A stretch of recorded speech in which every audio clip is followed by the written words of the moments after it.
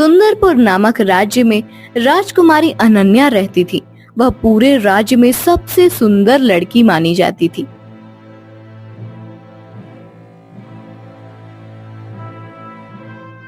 मंत्री जी, आज मैं राज्य की सैर पर जाना चाहती हूँ। आप मेरे जाने की तैयारी कीजिए। जी राजकुमारी, जैसी आपकी आज्ञा।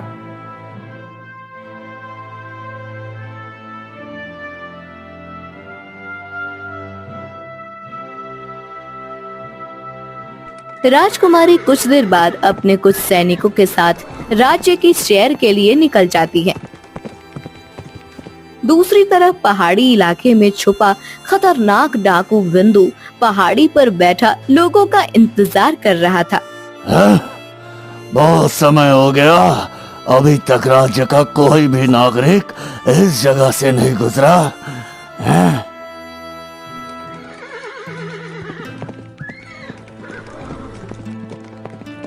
वह कितनी सुंदर पहाड़ी है। सैनिकों, मैं उस पहाड़ी पर जाना चाहती हूँ। नहीं राजकुमारी, आपको वहाँ जाने की अनुमति नहीं है। मगर क्यों? मैं वहाँ क्यों नहीं जा सकती? राजकुमारी, उस पहाड़ी पर एक बहुत खतरनाक डाकू रहता है और वो लोगों को लूटकर उनकी हत्या कर देता है, इसलिए आप वहाँ नहीं जा सकती राजकुमारी। ऐसा कुछ नहीं है, मैं वहाँ जाऊंगी। मगर राजकुमारी, महाराज का सख्ती से आदेश है कि आपको वहाँ नहीं जाने दिया जाए। और यह मेरा आदेश है कि तुम लोग मुझे वहाँ जाने से नहीं रोकोगे। राजकुमारी यह कहकर उस पहाड़ी की ओर बढ़ जाती है। पहाड़ी में छुपे डाकू को यह देखकर हैरानी होती है और वह अपने मन में सोचता है, अरे ये तो राज्य की राजकुमारी है, मैं इसे कैसे लूटूं? लेकिन फिर वह राजकुमारी के आभूषण देखकर एक बार फिर अपने मन में सोचता है, ओए, राजकुमारी ने इतना सारा आभूषण पहना है, अगर ये सब लूट लो तो मुझे जीवन भर दोबारा डकैती नहीं करनी पड़ेगी और मेरा सारा जीवन ऐसे गुजरेगा, ऐसे। डाकू अपने मन में यह सोच ही रहा था कि तभी राजकुमारी उस पहाड़ी पर चढ़कर अपने सैनिकों से कहती है, सैनिकों, यहाँ तो कोई डाकू नहीं है। लोगों ने बेकार की अफवाह राज्य में फैलाई हुई है। सैनिक राजकुमारी की बातें सुन रहे थे।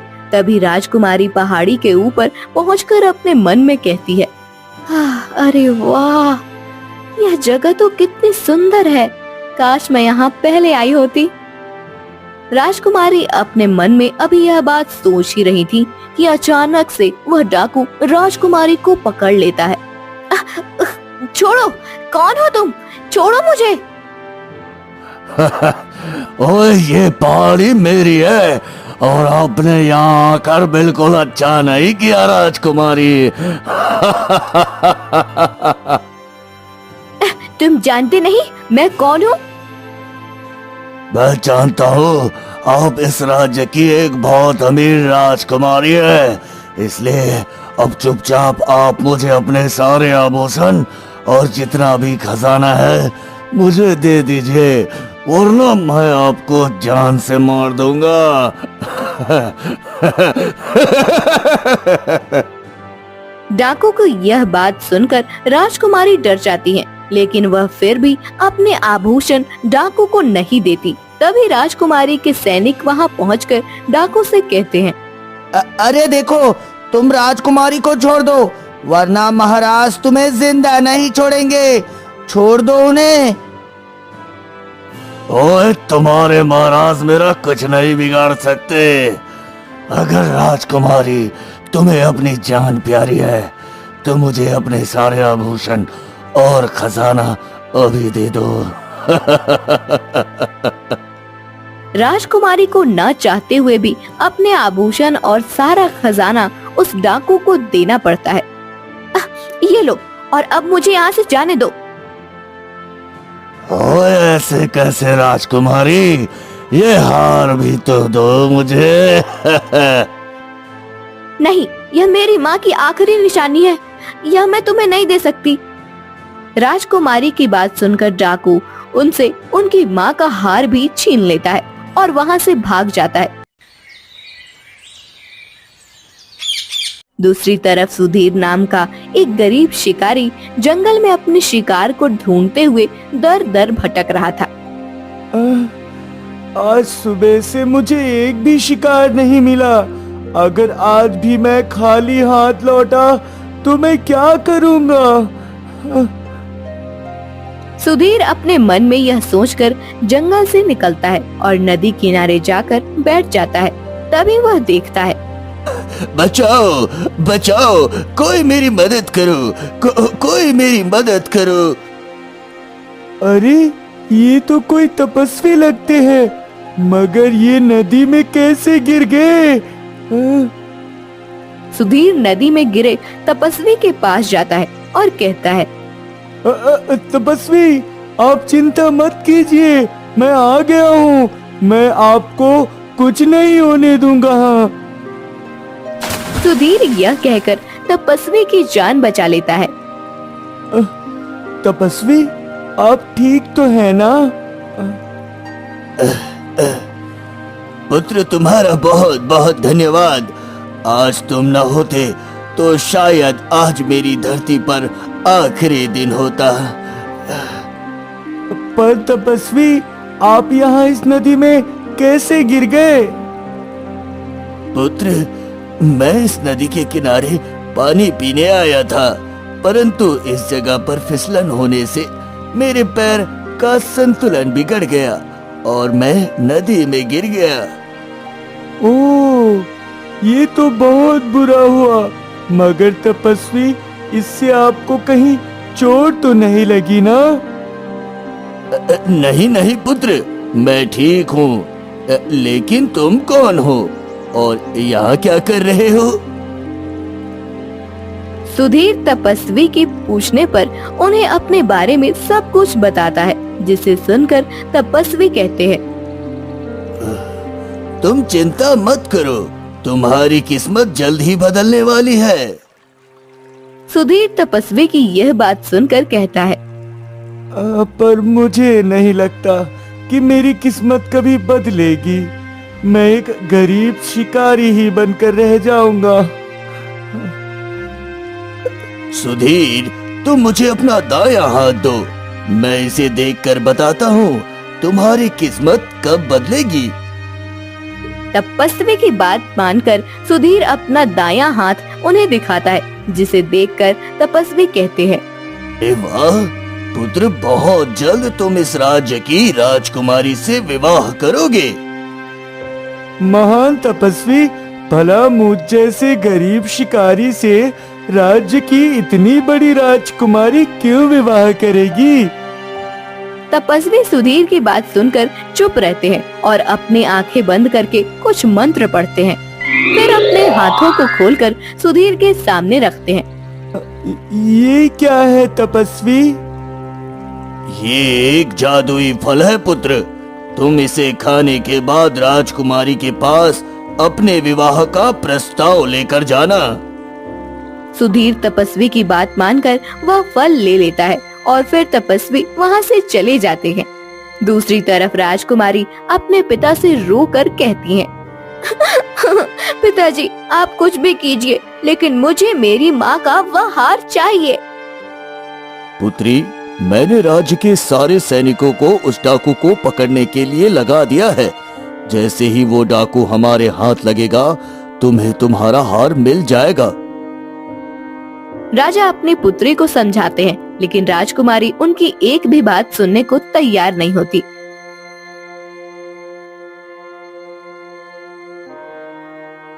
मंत्री जी, आप पूरे राज्य में ये ऐलान कर दीजिए कि जो भी राजकुमारी का हार उस डाकू से लेकर आएगा, मैं उसे इनाम दूंगा, इनाम। ठीक है महाराज, जैसी आपकी आज्ञा।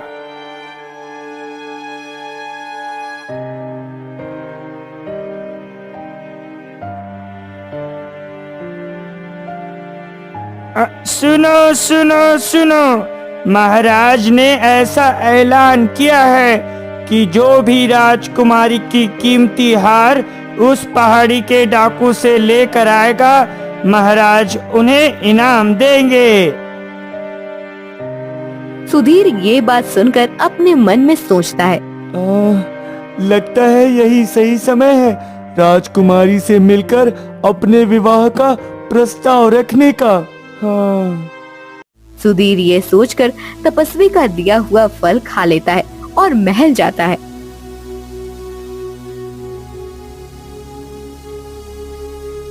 प्रणाम महाराज। कौन हो तुम? महाराज मेरा नाम सुधीर है और मैं एक गरीब शिकारी हूँ। मैं यहाँ इसी राज्य में रहता हूँ। अच्छा, कहो सुधीर, तुम यहाँ किस लिए आए हो? महाराज मैं राजकुमारी से मिलना चाहता हूँ। अच्छा, तुम किस लिए राजकुमारी से मिलना चाहते हो? महाराज ये तो मैं राजकुमारी से मिलकर उन्हें ही बताऊंगा। राजा सुधीर की बात सुनकर अपने मन में सोचते हैं, लगता है ये राजकुमारी के हार के बारे में बात करने आया है। जाने देता हूँ। अच्छा ठीक है, मैं अभी राजकुमारी को यहाँ बुलाता हूँ। राजा ये कहकर राजकुमारी को बुलाते हैं।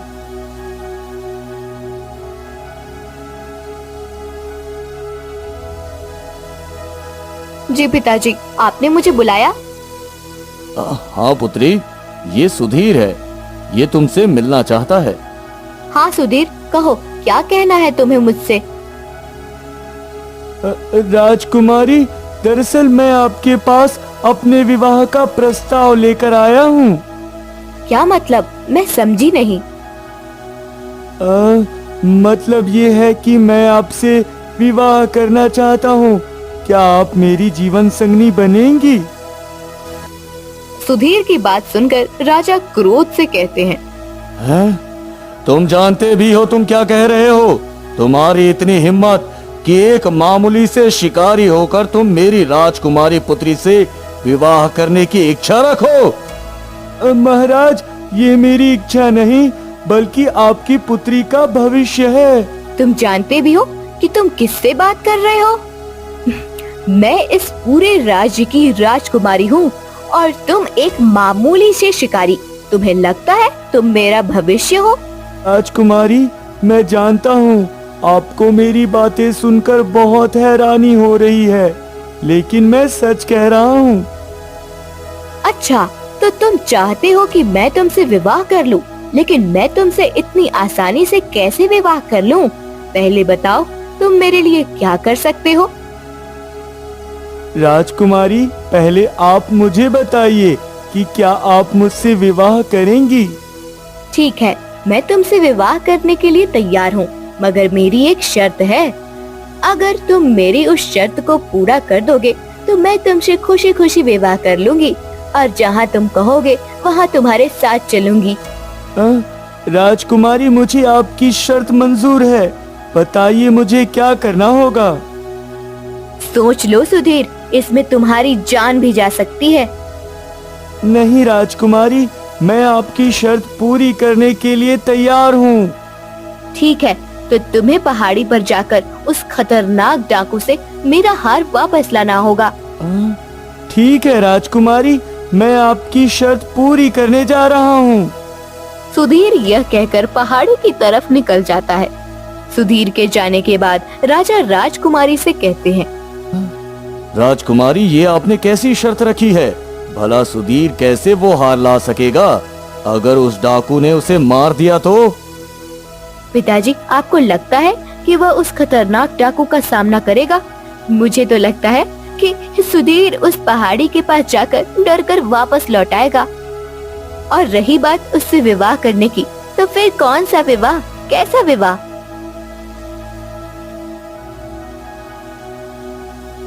राजकुमारी यह कहकर बगीचे में चली जाती है। कुछ देर बाद सुधीर उस खतरनाक पहाड़ी की तरफ पहुंच जाता है और अपने मन में सोचता है, मुझे कुछ न कुछ करके रानी का वो हार उस डाकू से छीन कर लाना ही होगा। मगर कैसे? सुधीर यह सोचकर पहाड़ी पर पहुंच जाता है और फिर इधर उधर देखता है।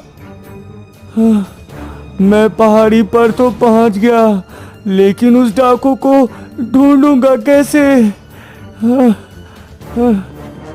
सुधीर अभी यह सोच ही रहा था कि अचानक पीछे से वह खतरनाक डाकू आ जाता है। ओए, कौन हो तुम? यहाँ क्या करने आए हो? मैं राजकुमारी का हार तुमसे लेने आया हूँ। ओए, हार? कौन सा हार?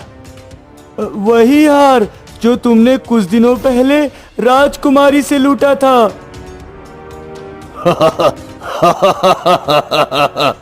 ओए, तुम सच में इतने बेवकूफ हो या मेरे सामने बन रहे हो?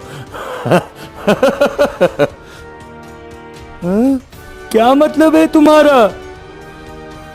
ओए, मेरे कहने का मतलब है कि क्या तुम्हें पता है मैं कितना खतरनाक डाकू हूँ और लोगों को लूटकर उनकी हत्या कर देता हूँ।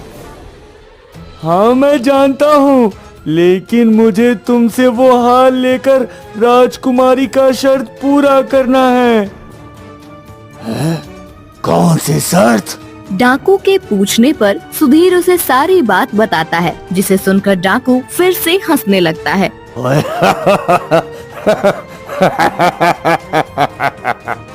ओए सुधीर, तुम्हें लगता है राजकुमारी तुमसे सच में विवाह करेगी?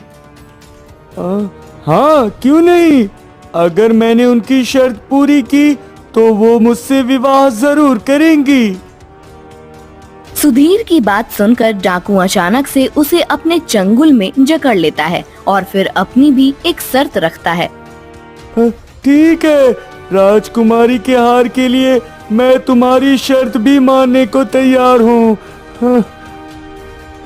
अभी सुधीर डाकू से यह बात कर ही रहा था कि पेड़ के पीछे बैठे वही तपस्वी उन दोनों की सारी बातें सुन रहे थे।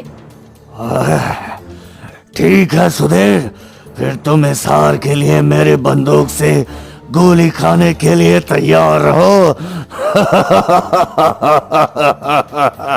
नहीं, मुझे छोड़ दो, मुझे जाने दो, मुझे छोड़ दो।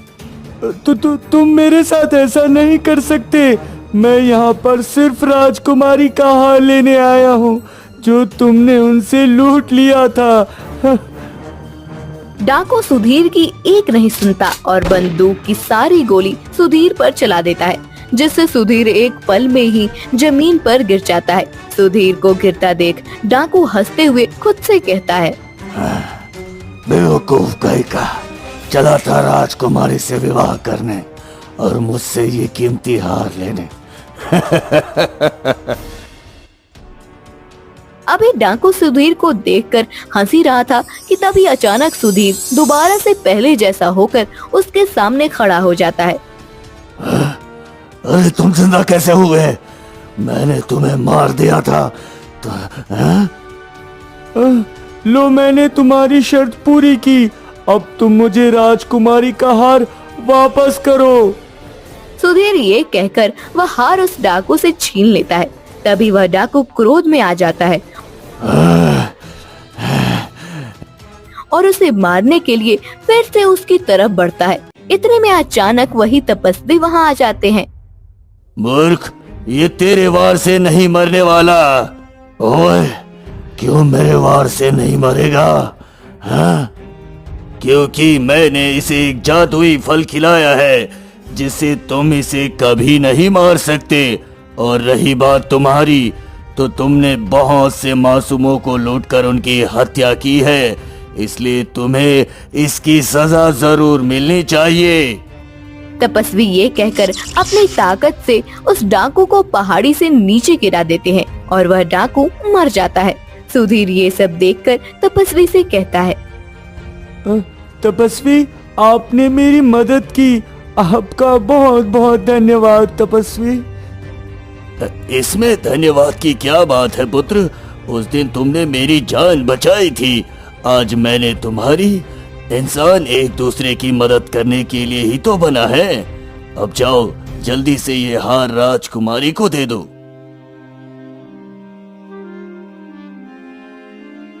तपस्वी के कहने पर सुधीर वह हार लेकर महल आ जाता है।